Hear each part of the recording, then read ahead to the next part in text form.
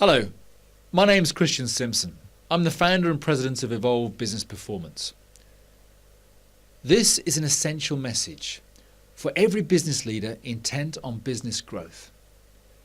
I have helped leaders in some of the world's largest corporations achieve significant and sustainable improvements in top and bottom line results.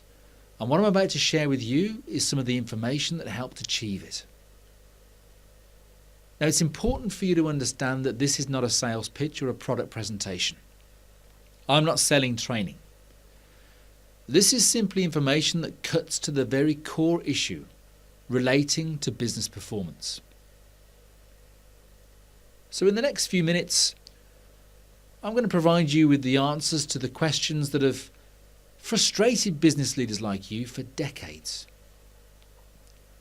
For example, I'm going to clearly outline why you shouldn't spend a penny more on training if your objective is to improve the performance of your business. I'll clearly outline why the biggest threat to your top and bottom line growth is not the economy or the competitive landscape. And I'll describe what must be addressed in your business if you intend to achieve your growth objectives. So let me cut to the chase. It all comes down to results. The problem is, results are effects. They have ancestry. And most companies focus their time, money, and energy on the effects of performance, not the cause.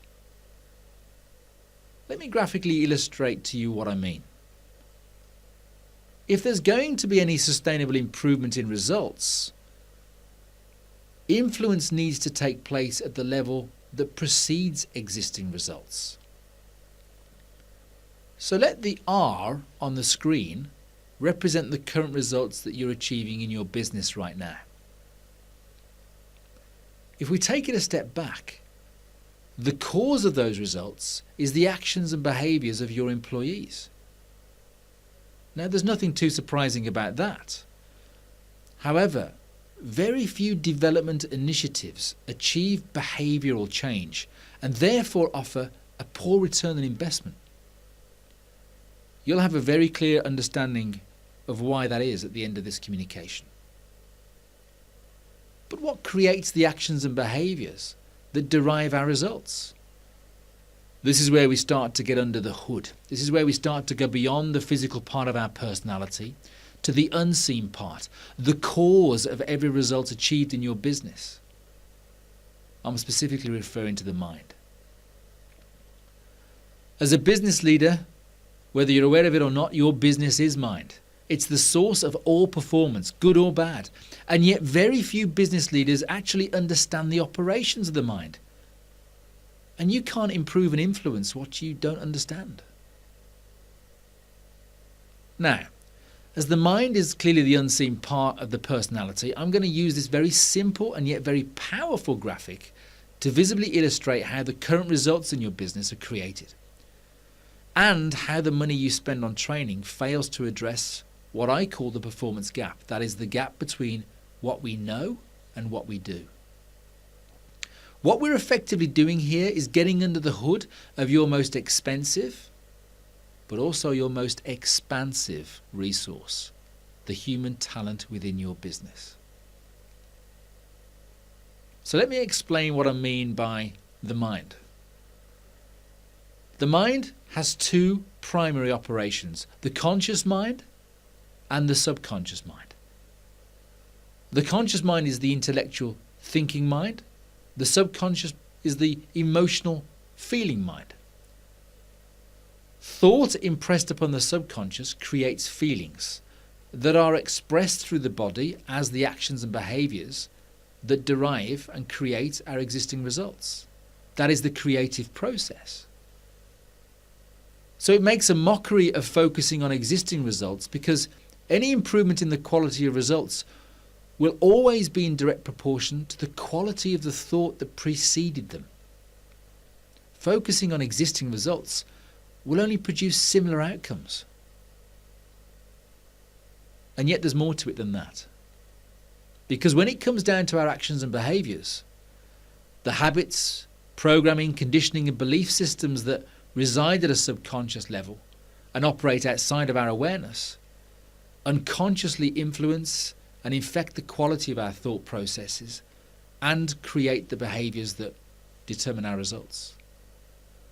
This is what science and psychology have identified as the self-image, and it alone is responsible for that performance gap, the difference between what your people know and what they do. For example, most salespeople know how to do a better job, but that doesn't mean that they will. And spending more money on training for more knowledge isn't the answer to that problem. In fact, latest research has indicated that 83% of knowledge from a typical training workshop is lost within 4 weeks. All learning and behavioural change takes place at the subconscious level. So no sustainable change in behaviour is achieved unless the existing self-image is improved, because a person cannot outperform their existing self-image. They can change it, but they can't outperform it. The only intervention that creates sustainable change in performance by influencing at both conscious and subconscious level is coaching and personal development, which just happen to be the missing components in leadership and generic organisational development processes. Training will never offer sustainable performance improvement. It isn't designed to. It's our perception and our expectation of training that's misaligned and misinformed. Business training is built on the same learning strategy as the traditional education system. The premise that the more a person knows, the more they achieve. Now that may have some truth in the world of academia, where you're rewarded for what you know. But it holds very little truth in the world of commerce, where you're rewarded for what you do. Training is strategically imperative for any business. Understanding product, client and marketplace knowledge is really important, but it isn't an appropriate vehicle for sustainable performance improvement.